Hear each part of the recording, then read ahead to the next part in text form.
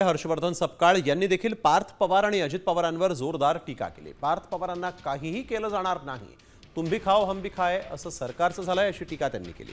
तर तो मी नव्हेच असं म्हणत अजित पवार लखोबा लोखंडे ही भूमिका पार पाडतायत असा हल्लाबोल त्यांनी केलाय। पार्थ पवार यांच्यावर कुठलीही कारवाई होणार नाही, कारण हे सरकार बेशरम आहे। तर दुसरीकडे ना खाऊंगा ना खाने दूंगा म्हणून सत्तेत आलं भाजप, तुम भी खाओ मैं भी खाओ हे धोरण त्यांनी कुठेतरी स्वीकारलेलं आहे।